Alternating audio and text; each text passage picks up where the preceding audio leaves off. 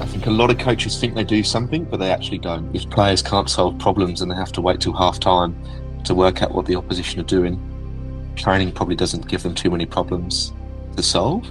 You know, the generation of player now wants engagement, they want activity. And then to me, they want two things. They want choice over what they do, and they want challenge, because you'd never work in an environment that doesn't have choice and challenge. The challenge with coach education is it's like your driving license, right? You get a driving license in the UK, and I'd never driven at night, had never taken a passenger in the car, had never driven on the motorway, and then you go and get a coaching qualification. It's very similar. And I really value people that show they care, and showing you care means you make it about other people and not yourself. So many coaches coach the drill, but not the game, and they don't teach the game. Hello coaches, welcome back to another Modern Soccer Coach podcast interview. Today we are joined by Jack Rolfe. He is doing some unbelievable work in the area of player engagement and also in the area of coach development. Founder of the Coaching Lab. If you haven't checked out his work, please check it out. I'll put the links below. Love what he's doing in player development. Love what he's doing in coach development. Hope you enjoy this conversation. If you do, please make sure you like. Please make sure you subscribe. And please check out the work on modernsoccercoach.com. Thanks so much for the support. Here is Jack. Enjoy. Jack, thanks so much for joining me today again for the Modern Soccer Coach podcast. Welcome back. Gary, thanks for the return invite. Really looking forward to it. Well, I'd love to say that since your last conversation, we've made real progress, and we no longer need you in the football world anymore. But we have probably moved the other way, and we're just talking 15-20 minutes about a kind of state of affairs, and that's why we'll start. Is that it has, of course, when Gary Neville says something, everyone picks up, and robotic word. The word that stood out to me was micromanaged within an inch of their lives. I thought, very good, Gary. I really, really like that there. Engagement, and it's going to the youth levels as well. You've been ahead of the game on this for a number of years. Has it got worse? I think a lot of coaches think they do something, but they actually don't. So, like, an example might be, I'll go and watch a coach, and really grateful to work in coach development. And you speak to the coach before the session, and they say, "Oh, I give loads of ownership to the players, and I play loads of games." And like, that's a great intent. And I always think coaches have the right intent. And then you go and watch the session, and it's the complete opposite. And I always talk about two things: so connection and content. And I think a lot of coaches worry about content a lot, and traditional coach education is focused on content, so your session plans and what you put into that. But the connection piece is the relationships and the people, and that's the stuff that really makes it. And the how do you deliver? So you'd see a lot of copy and paste sessions, and that's always been around, Gary, for so many years. And everyone wants to be the next Pep Guardiola or Jurgen Klopp or whatever. And you can copy the content, but if you haven't got the connection, that's the difference. And I feel super passionate about it, and you're right. And I feel like I will have a job forever. I don't want to have a job forever, but I think I will, because the people we coach today are the coaches of tomorrow. And like, I bang on about that, because if we don't help the coaches of today, the people that we're working with are still going to be coaching in exactly the same way where we find ourselves, which is that micromanage sort of idea. But the caveat today is I'm also really fully aware that, and it's the challenges of a coach when they're in a league system. Let's take a youth environment. They're in a league system. They think they've got to win every single game, week to week. So you play Saturday every week, and rather than having, 3 or 4 focuses that sit across the whole season, you go and play a game on a Saturday, and then you get to training on the Tuesday and think, oh, we were rubbish at that on Saturday. We're going to do this. So you're almost 1 step forwards, 2 step backwards all the time. So that perceived pressure on it. And I would always say to coaches, coach for 12 years, not for 12 months. So where is the kid going to be in 12 years' time, but not in 12 months? It doesn't mean you don't care where they are in 12 months, but it's that coaching for the long term, which I think is a real brave move to do as a coach, but the return is massive on the kids. Yeah, that's a great start. Great start.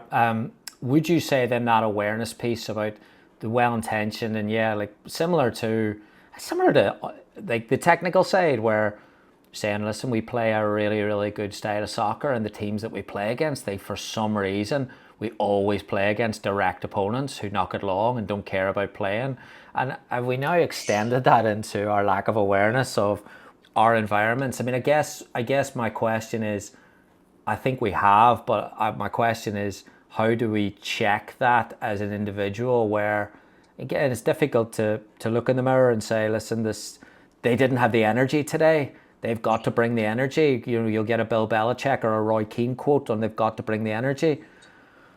How much responsibility on the coach to look and find that energy or to facilitate that energy, and how do they do that? I think there's a few things. I'd say you play how you train. So if you get to a game day and you think, or you see players start slowly, that's probably because training starts really slow and you only play a scrimmage at the end, but you don't play games at the start. If players can't solve problems and they have to wait till half time to work out what the opposition are doing, training probably doesn't give them too many problems to solve. So I always think that, to me, the game is the best form of feedback because the game doesn't lie. And then I'd say to coaches, I think it's really hard if you coach on your own at times to think, where do I get feedback from? But if you get to a game day and you think, I'm saying these two or three things on repeat, but then you haven't spoke about those things at training, there's not a connection piece. So how can you relate the two things together? The other thing I wrote down here was that idea around self-awareness. Like, when was the last time you asked someone for feedback?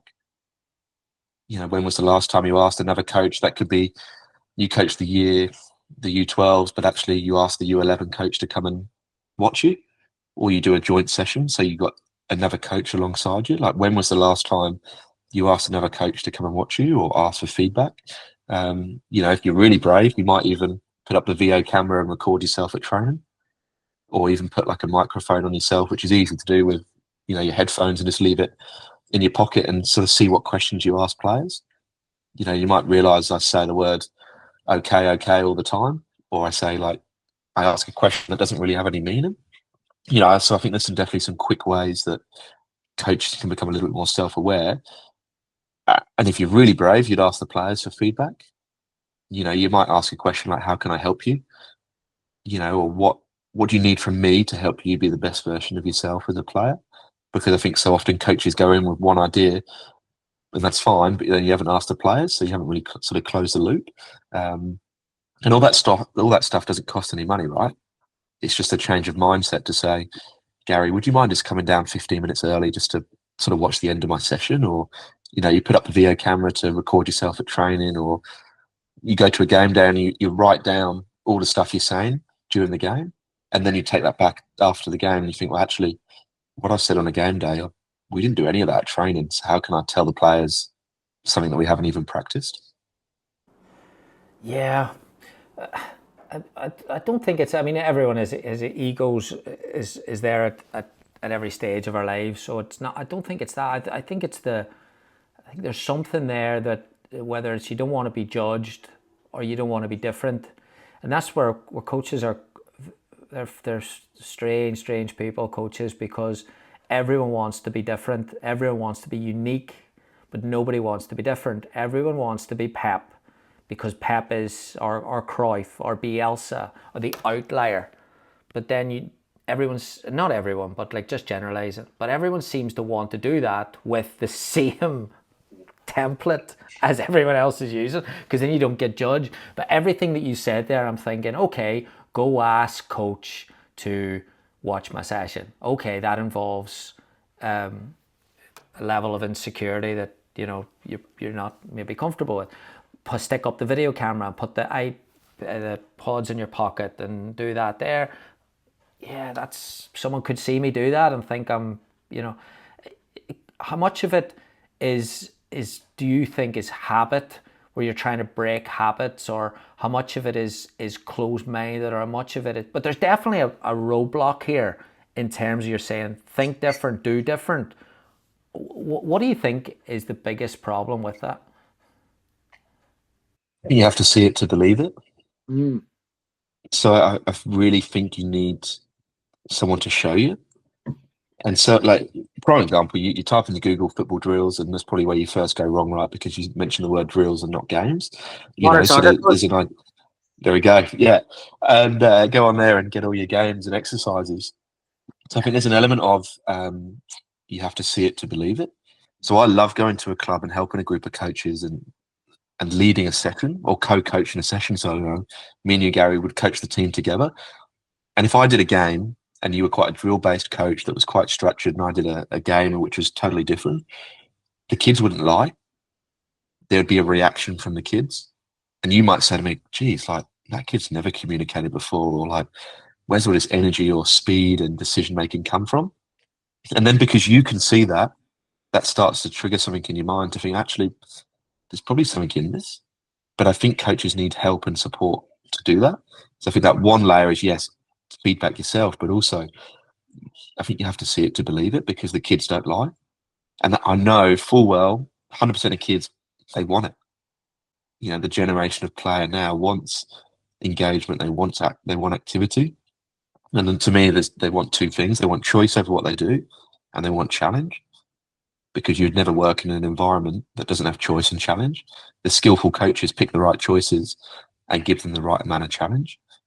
You know, if I said to a coach, when was the last time you gave players a choice about what they did, I reckon the majority wouldn't give their hand up. You know, if you said, when was the last time you added some challenges into the game that actually related to the playing group, I don't think many people would put their hand up. So where can you add more choice and more challenge into your sessions? Yeah, it's great.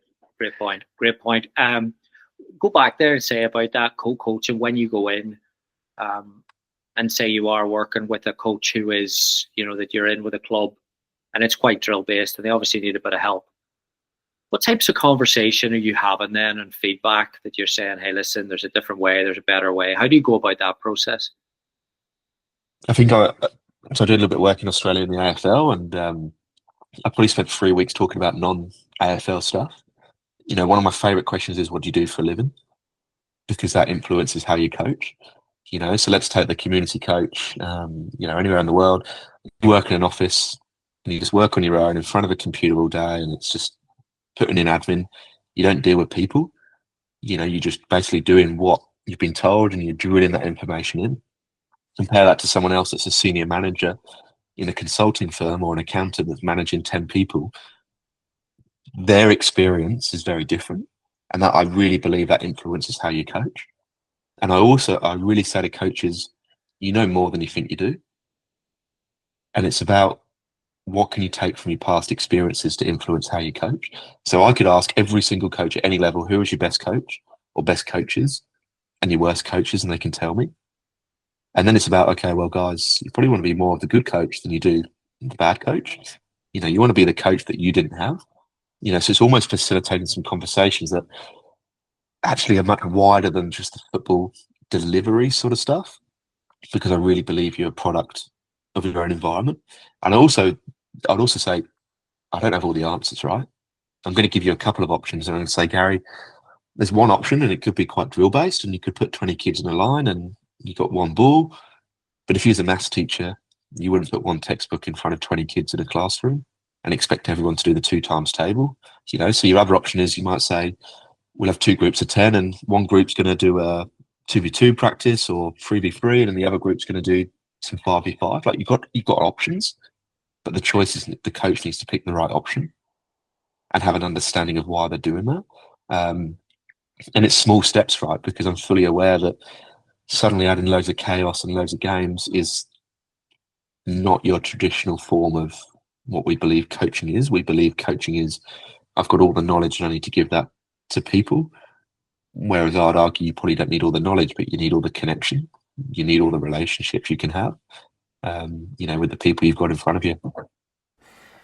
Yeah, you said something there before we started recording about the fact you've been in America a couple of weeks here, and you said about there seems to be a rush to get the information to the players before they get to college, and I think that's I've never thought of that there, but I think it's a brilliant point that there is this, that we see players as being empty vessels, and you fill them up as quick as possible, and once you fill them up, they are ready to go out in the real world and be Champions League footballers.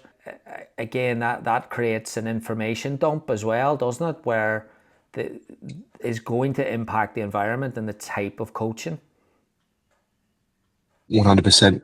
Yeah, a couple of weeks here, it's been pretty fascinating. I think, I was a bit out of the loop, I guess, living in the middle of Australia. And you don't quite understand the scale at times, Gary, of soccer in America. And yeah, it's fascinating. It really hit me the last couple of days that there's an age, and I really struggle with that. And it's hard to change, but you can't put an age on learning. You can't really say by the age of 18 you must have learned this, this, this. And I think every player is so different. And like, what's the rush? Like, okay, yes, there is the rush to get them to college, but you would argue that college is probably the place that they become an even better footballer. You don't want to give them the complete footballer at 17, 18. You almost want to give them a sort of a real rough diamond, and they've then got an environment which is almost a full-time athlete sort of environment where they can just excel and really progress and play with different age groups and, have some different people in there. But yeah, it's really hit me that I've watched a lot of sessions, and it's a little bit in field hockey, a little bit in soccer, and it's very much tell, tell, tell. I need to give you all the information by Tuesday next week because that's really important, and that's what the plan says.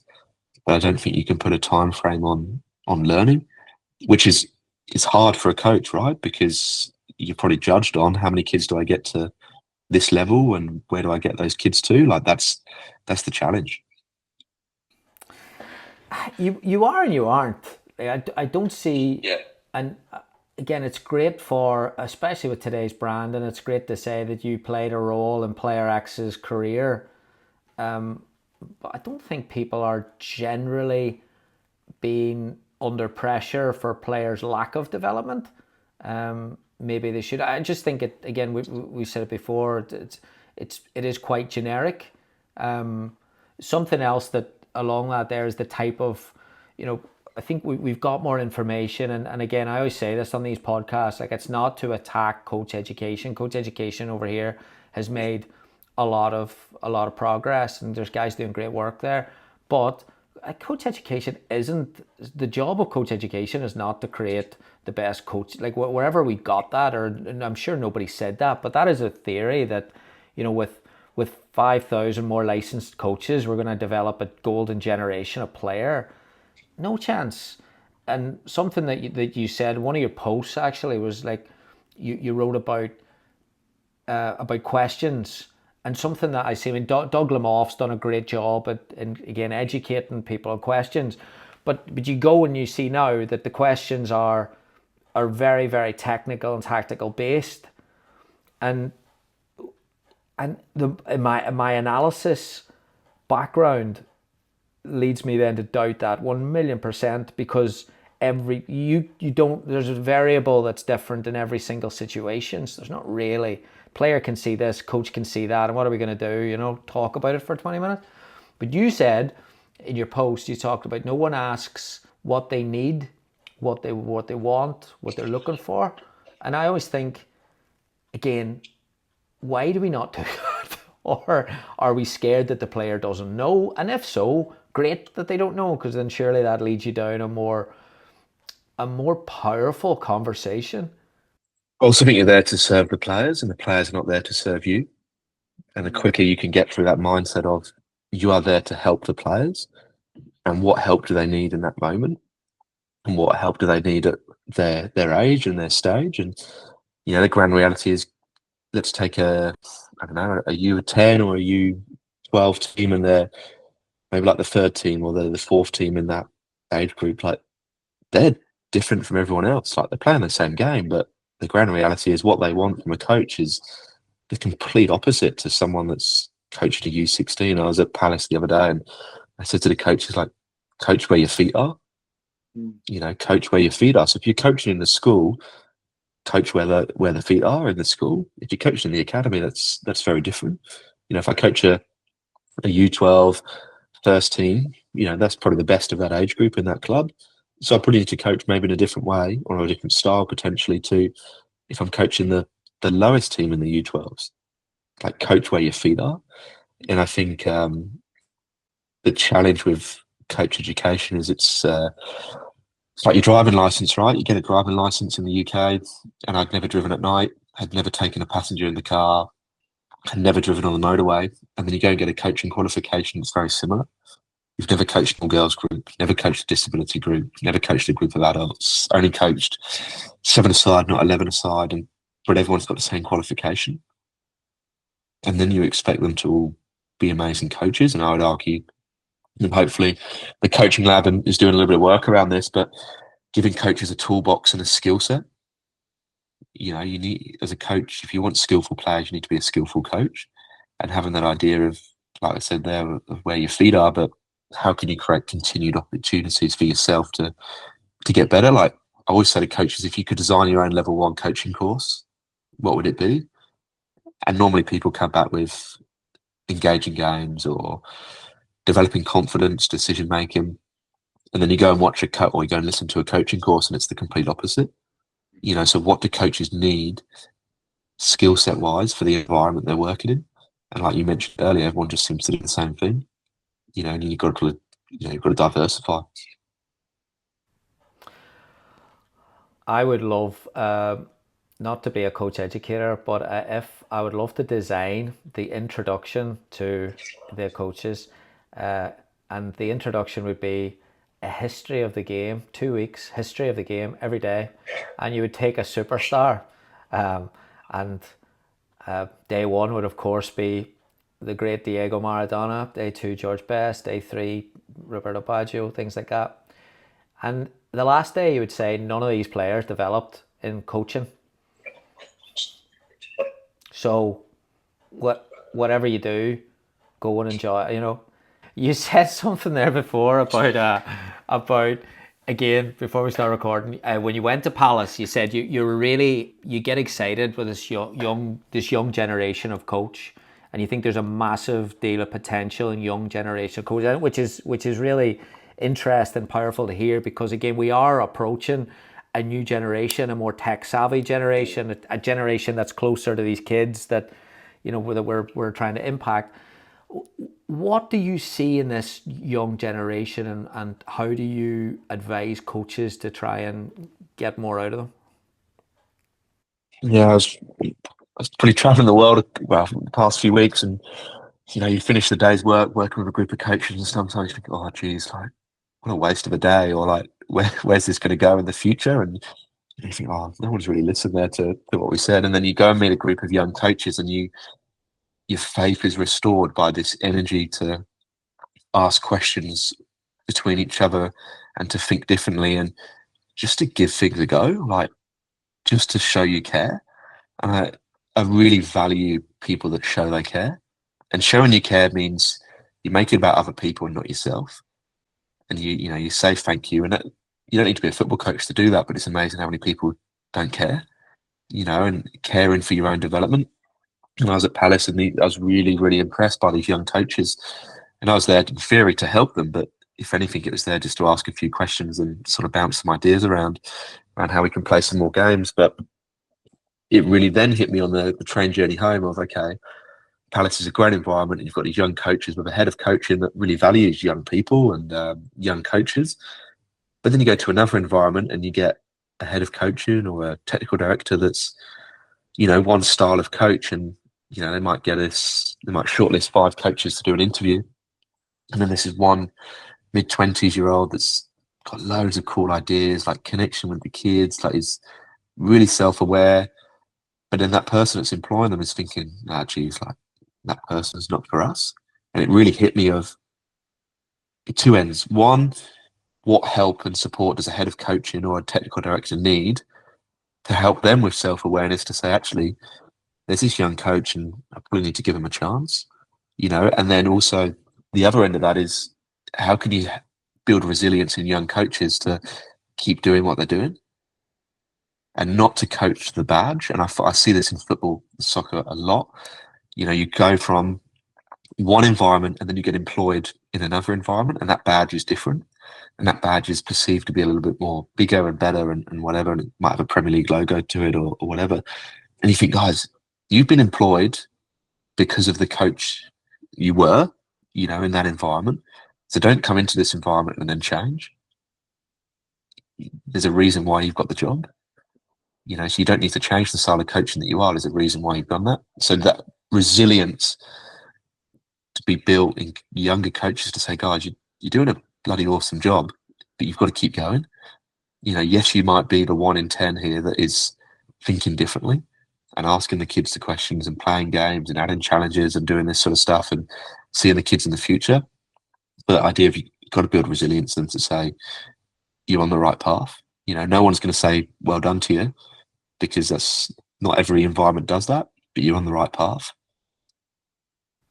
Yeah, it's a fascinating topic. This we've had a couple of chats about people in the last couple of months, actually, with Sean Rowlands at Leicester City, Joshua Neff down in New Zealand, coaches that are specialising in coach development, or directors of coaching, that in a role in the US landscape, this role, if there's 100, there's 2,000 of them. Like there's a wide role of directors of coaching, and it's becoming a management of staff numbers rather than a development of the young up and coming coach. And I'm wondering, I think the space is going to be massive, because staff retention, environment, culture, and resources like that it takes to hire someone is not cheap. So you want to get good people, you want to keep good people.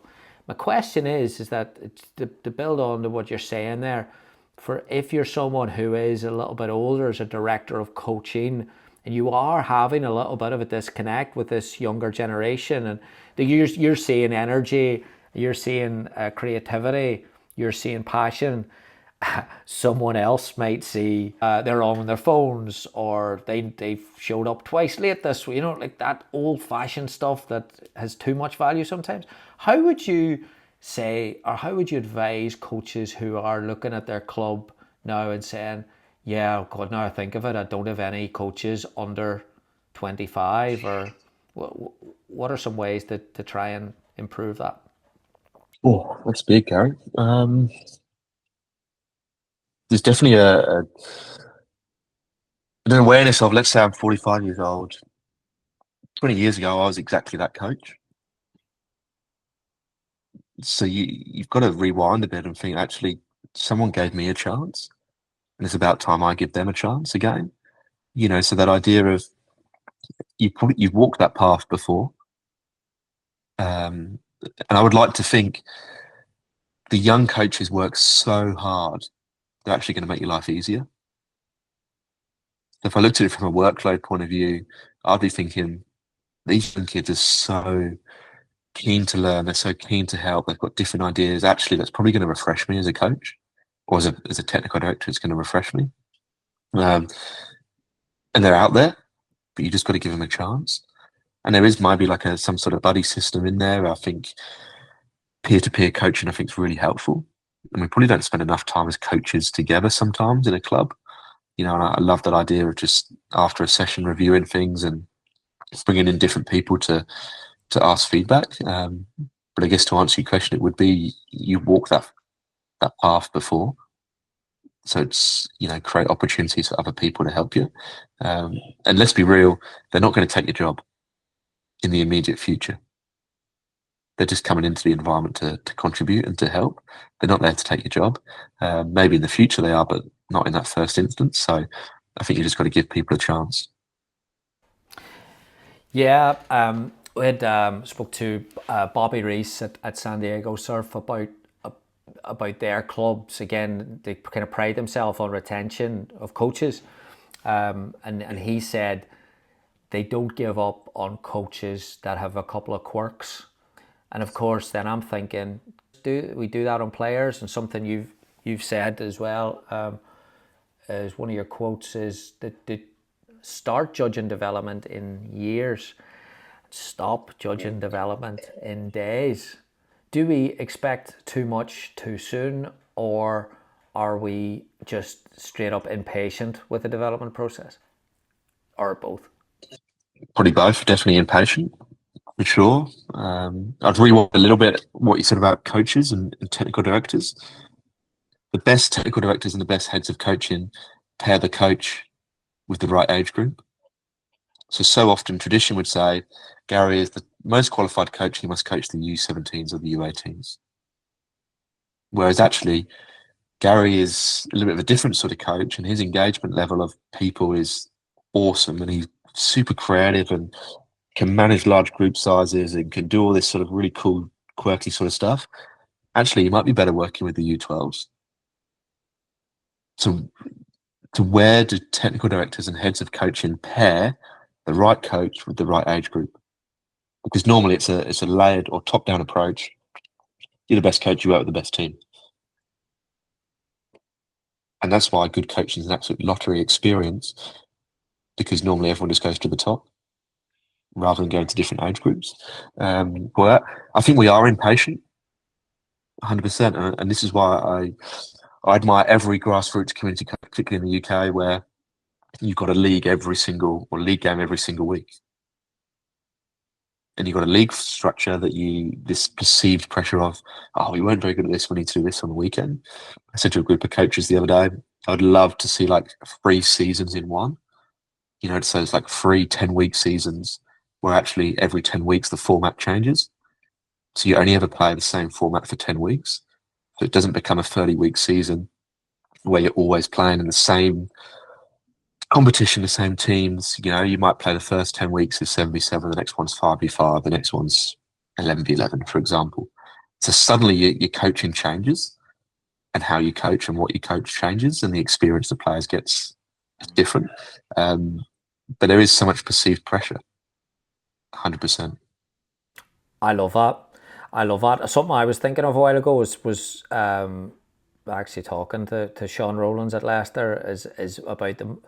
Again, how many coaches are under, you talk about engaging players, but the club's engaging coaches. And it's easy to say like, oh, I'm a fan of positional play and I'm a proponent of it and I'm 30 years of age. And you're saying I've really committed to my coaching, I'm going to be in it and youth development. Like, are you going to keep that system for 30 years? Is that, never mind the players. Like, what are you going to be like in 10 years? You just see him, like, how much is that? And I wonder if, I love the idea of something being different even for my kid now, 3v3, instead of saying go play basketball, it's in America, it's soccer, something else. But if it's a different version of soccer, well, you're saying there, 7v7, 3v3, you're actually coaching in a different way as well. And for me, you're coaching the game. And that's the difference. So many coaches coach the drill, but not the game. And they don't teach the game. The game in its most basic form is protect the middle of the pitch and score down the other end and don't let the other team score. In its most basic, simple form is that, right? It's an invasion game. It's the same as a field hockey, basketball. It's defend one end and attack the other in its most basic form. And we don't teach the game enough. We teach the drill, and then coaches wonder when they get to the game why there's no transfer of learning, because you spent so much time learning the drill, and players will only do the drill to the standard that they need. They're not going to think differently because you've told them to pass A to B, B to C. So they're going to do that. They're not going to think, oh, actually, I could pass A to C. I think the benefit of playing multi-format is actually you teach the game. And if you wrote down all the consistencies between those 3 formats of, let's say, 3v3, 5v5, 11v11, you would almost have every single one would be in every single format. Passing the ball, running with the ball, defending the ball. The shapes and the sizes that you do that on, okay, yes, they're different, and the number of players you've got around you are different, but in its most basic form, it's the same. Find a free player. If you see forward space, go ahead. Create an overload to help your teammates. So I'd always say to coaches, teach the game and use players' experiences from other sports. I was doing a bit of field hockey coaching over here recently, and a couple of the girls play lacrosse or they play ice hockey. I'm like, guys, you know way more than you think you do. Like, take what you've learned from those sports and put that in. But so often as coaches, we think, oh, I'm only a football coach, so I can only teach football. Whereas actually the positional play in lacrosse or an ice hockey is really valuable to take into a soccer or a hockey or whatever that sport might be. So teach the game. And I think the best coaches teach the game, and then they get to a game day and players are suddenly more adaptable because they've learnt the game and not the drill. Actually, funny you said that. This morning there was a post on LinkedIn about decision making, and again promoting more activities with decision making. And I read the article before I read the post before I watched the video, and I read the post and then I looked at the video and it was hockey. I was like, oh wow! Which brings me along nicely. When you're looking at these different sports, and even in Australia, you're looking at a different culture, and you're looking at Aussie rules and aspects like that, and rugby with a rich history down there. What sports do you think? Where does soccer rank? And a lot of complaining internally about the game at the moment, and again what we're talking about, the training environment. Which sports are all sports struggling with this, or which sports have solved it? Oh, I mean, I'm self-employed, right? So I can say what I like, but I think every sport struggles. And for me, the coach's first experience of coach education, rightly or wrongly, normally sticks with them. So a coach's first experience, formal education in that sport stays with them. So I feel super passionately about the entry level of a coach is so important, because you get 5 years, 10 years down the line and you have to undo the work because you've been told this is how you coach. And I think there's some consistent themes that I would see in different environments, probably community sport, but also in high performance sport a little bit. Too many kids standing around. Too many coaches just telling players what to do. Too many coaches would only play a game at the end of training, and they would play 77 because they've got 14 players, and they just stand there and think, oh, they're playing 77, they must be learning. Whereas actually they're probably not learning, they're just playing. And I actually think coaching is just about facilitation. And I think so often, and I'm grateful, right? You have experiences and you'd be the same, that yes, you go to a session with an idea, but actually how you get there is you never quite know. You never really know how you're going to get to the learning outcome. And I think that the other thing I'd add to that is, I would say to coaches, the learning outcome needs to be better of sessions. So I really wonder, and I say this to players a lot, I said, what have you learned today? Or like, do you understand this? Like when you're a guest coach. And they'll be like, no, I've got no idea. So I think coaches need to be better teachers. And I think particularly all around the world, right, there's a real divide between teaching and coaching. Whereas actually I think the best coaches are the best teachers, and the best teachers are the best coaches. So like we said earlier, teach the game. But definitely some consistent themes around. I see way too many kids just standing around not doing anything. I see way too many coaches talking too much. And I think coaches work too hard, but players don't work hard enough. Players should be working harder at training than the coach. 100% of the time. I really, really believe that, because the players are the ones that are going to go and play the games. They should be doing the thinking.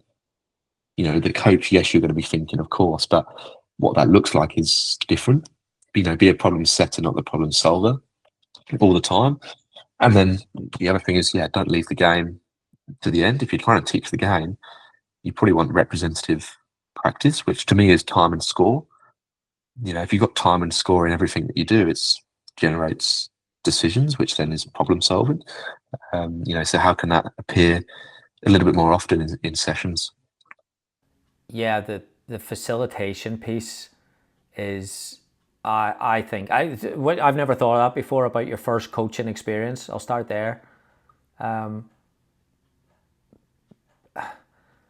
Because mine was, I started really early, so in a generation where coaching was just fundamentals of the game. Do you know what I mean? Like, it wasn't really the pressure that it has now. And I look at coaches even now that send me stuff on C's and B courses, and your periodization that is, it's one of those ones where if you're taking a math course, you're going to get someone eventually. You don't need to be an accountant. Like, if you're going to run a business, you pay someone to do that. And I think sometimes the facilitation piece is something that we're overlooking. Last thing, the piece on the the what we put a modern soccer coach, the biggest question that we get on the videos of ideas and exercises or complaint is that I can't, like, I don't have an assistant coach, I can't set that up. And I get to understand that. I put one out today on carousel warm-ups, and I guarantee you by the time I look again at the comments, I'll have at least one or two that's like, hey, great for you, you've got 50 balls and 4 mini goals and that. And but that's the coach that's, look, if facilitation is that, like, yes, it is a lot of work to set up different things and to do that there, to get flow. Flow is work, but it's pre-session work. And maybe that's where the disconnect is that you said, like what you said there, I want you to go back to, is the piece on the player working harder. Does the coach have this vision that they have to boss the session, run the session? Is there not enough work being done pre-session with the organization? You know, is that a disconnect perhaps? I think there's two things. One, I think you probably need less cones than you think you do. I think, let's take a square, for example. You probably don't need 15 cones to mark, or 20 cones, 5 per side. You probably need 2 or 3. So I think straight away you can cut down your workload by just using less cones. And then the other thing is, do you plan your interactions? So do you plan with who you're going to speak to or who's going to do that for you? So I definitely think the players could do that. And I learned this from the head of coaching in the Premier League, and he would say, do sessions how you want them to finish, or start a session or a practice how you want it to finish. So actually you might have a cone under a cone that you can sort of just pick up and move out if you need to. So you're not having to re-pick up that cone and then move it. Actually, you can just pick up that cone and say, guys, we're now playing to the yellow, or we're playing to the red. So can you get really smart in that sort of dynamic? And number one, use less cones. Number two, plan your interactions to sort of speak to people before and say, when this happens, can you just go and organise those 2 cones or move that? Then the third one is start a practice how you want it to finish. So the pitch shape might stay the same, but you just change the location of the goals, or the goals stay the same, but you had a divider in the middle, and suddenly now you've got 2 pitches or a half. Whereas before you didn't have that line, so it's just one big pitch. So how can you cut down your workload from that point of view? And a lot of coaches plan content, but they don't plan connection. They don't plan how they're going to say it, who they're going to say it to, and when they're going to say it. And I think if more coaches can get around that stuff, your workload is cut. Bring us along nicely. Getting support around that stuff. Your game changer project. So obviously with the coaching cards that we've talked about in the previous podcast, that have been a massive success, and that I've used them myself, and they made a dramatic difference. I didn't think they would make as big an impact, but talk about making the coach redundant. You can just get this energy with that facilitation piece. Is amazing. What does the cohort look like? Talk about how you're working with coaches to try and help and bridge that gap. Yeah, I think the consistent theme in this whole podcast is how can you help coaches sort of post-qualification? So post-license or post-certificate, what is there for them? And I'm a big believer in coaches should have choice over what they do, and a bit of a menu. So I coach in this environment, what information might be helpful to me, rather than sort of forcing everything to everyone. And we broke an online course down.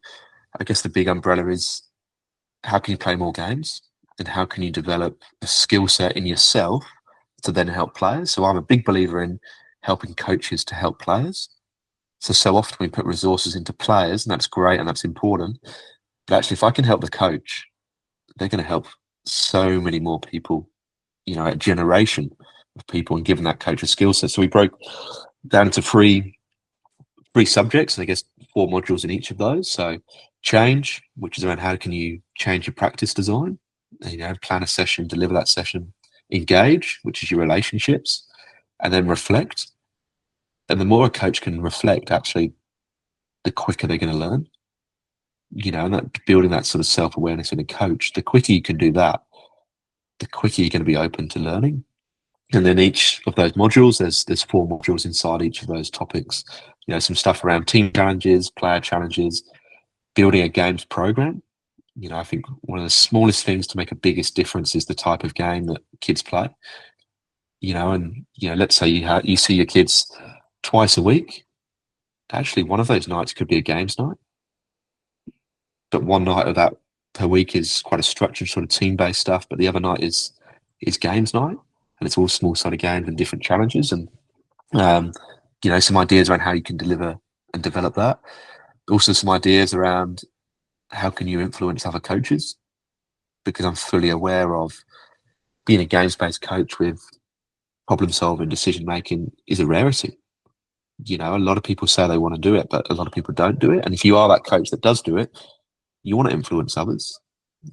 So there's some downloads in there, there's some videos, some live sort of workshops with myself as well, and then some access to some world-class sort of content from a few of the Premier League clubs to some AFL to all different sports in there. But yeah, change, engage, and then reflect. So totally online, totally self-paced, sort of do it as you wish.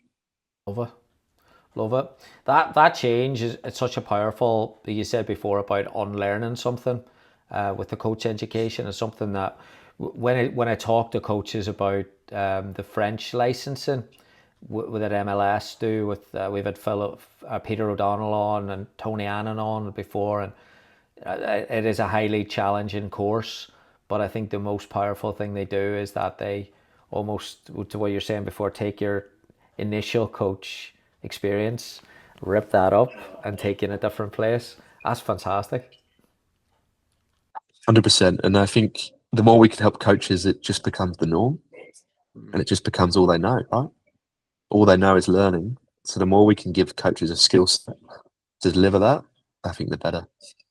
Not to go down a separate podcast and not to get the secret sauce, but on the reflection piece, because I think a lot of clubs again struggle with, again, we want to formalize or standardize everything, and when we standardize something, we probably more get to the median of things, whereas pass fail and it actually sometimes lowers the level of it. What are some things that, again, apart from taking the course, what are some ways that you would advise coaches to assess coaches or measure, to set, let's say they are going to go down a different pathway? How would you look at saying, as a leader of a club, that you're going to measure the success of this in 6 months? It's a crap question in terms of like, I have to have a metric. I'm not looking for a metric, promise you. But behaviors, environment, what would you say? This is where youth sport is so hard, right? Because youth coaches are judged on the now, but not the future so much. Yeah, and that's a real challenge in every single sport, that a youth coach is judged on the today and probably not the tomorrow. And ultimately, you're preparing players for the tomorrow. I think some quick stuff, like if you've got less kids standing around, that's a quick win. If you've got your engagement levels higher, that's a win. And I really believe that builds up to hopefully more success in a team. I believe that stuff is just consistent. You could watch a coach, and I would do this all the time and always happy to help coaches do it. But, it's, if you're watching another coach, it's okay, well, how many questions do they ask? When do they ask those questions? You might even start a stopwatch and say, you can only talk for 60 seconds or 90 seconds. Or actually, we're going to play 77 at training here, but you actually can't stop the game. Then speak to everyone. So you might just need to, give feedback on the run and go and speak to certain players as the game's happening. Or you might just set, so I love this idea. And I said this to Palace last week, you might set a coaching theme per week or per couple of weeks. So one theme might be how you start a session. So everyone is going to have a focus this week on how a session starts. You would hope it's a bit more engaging and games based and not as many running laps around the field. The next week might be, how can you use a second ball? So how can you use a little bit more chaos and, back and forth sort of practice in what you do? Another week might be, good questioning.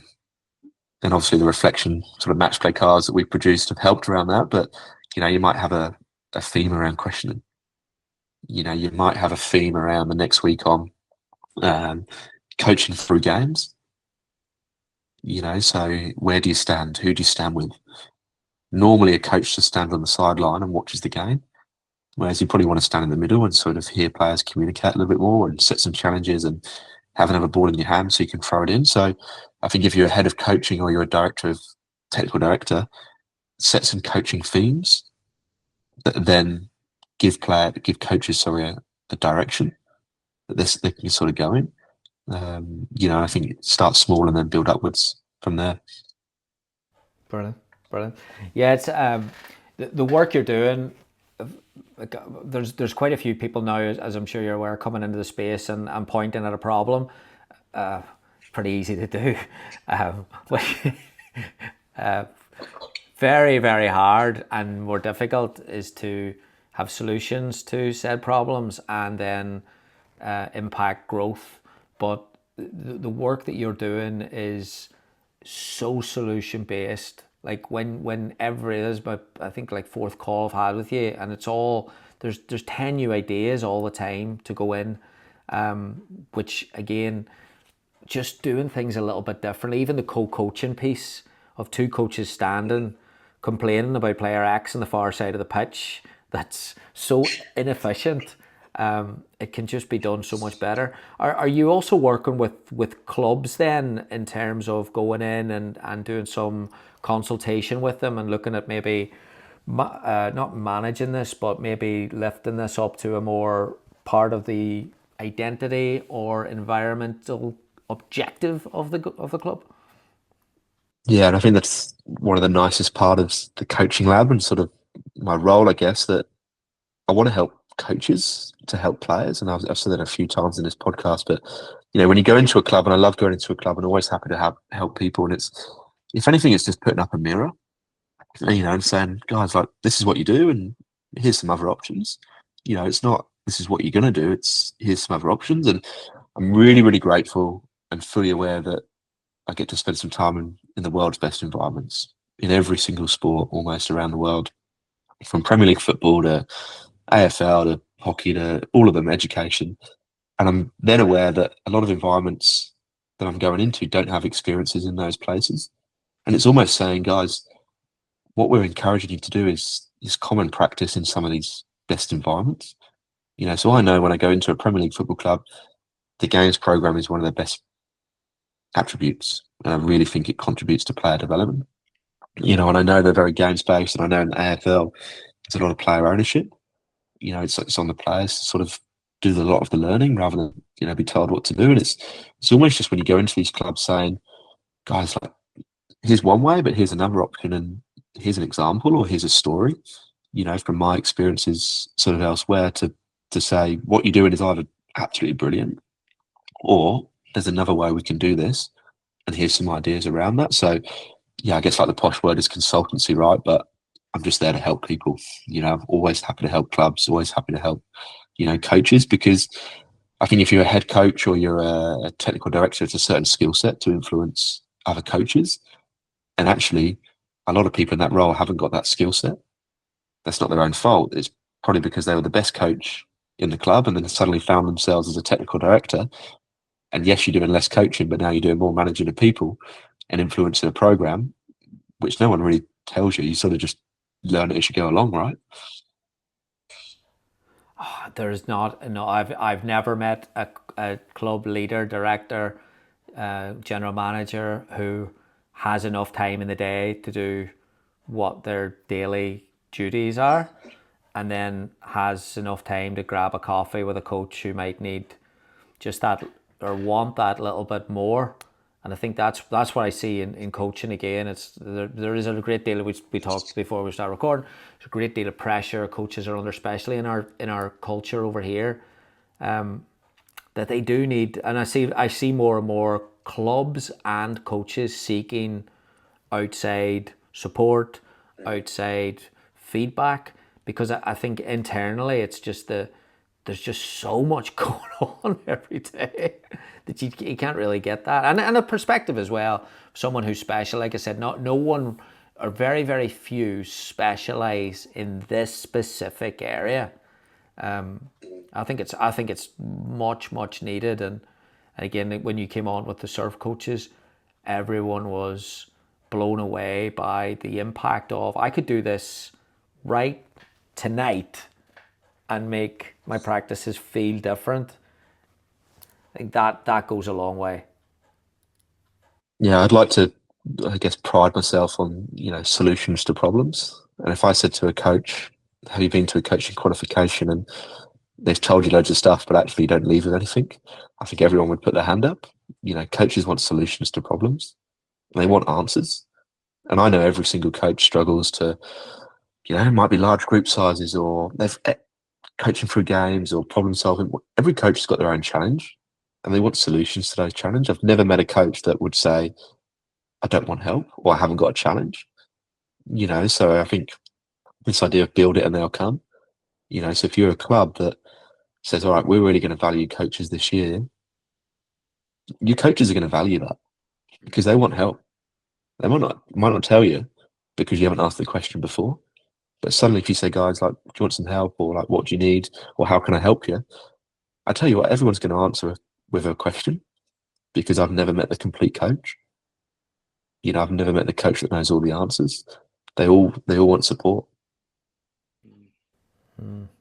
Yeah, it's becoming again similar to the young coach, a different generation where coaches now are wanting a bit more from the experience. I think 15 years ago, you could have given out a black and white PDF printed out at the start of the year and said, hey, this is our curriculum, and do that, and everyone would have expected it and done it, and no problem. But I think today, the bar's going up in terms of what people want from their coaching. Their fulfillment levels got to be, and I think if you spark that in a micro culture with your coaches, there's just so much to gain from that, isn't there? But also, you look at every other industry in the world. If you was a pilot, a doctor, anyone else, you'd be learning every single month, every single day. You'd be, doing some sort of formal learning. Just because you're a qualified pilot or a qualified doctor doesn't mean you stop doing learning. And I think the more we can bring that into coaching of, okay, yeah, you got your license and you got your qualification, but you need some self-reflection or some learning and, some continued stuff. And I think the more that becomes common, then you really start to influence players. It's got to be continued, and it's got to be, tailored to the coaches and their needs. No, it's brilliant. It's brilliant. It's getting there, Jack. It's getting there, and you're playing a big role in it. So we appreciate what you're doing. We'll put all the links below for all the coaches to continue learning from you, and we'll do it again. Thank you so much. Appreciate that, Gary. No, thanks for having me. Love the work.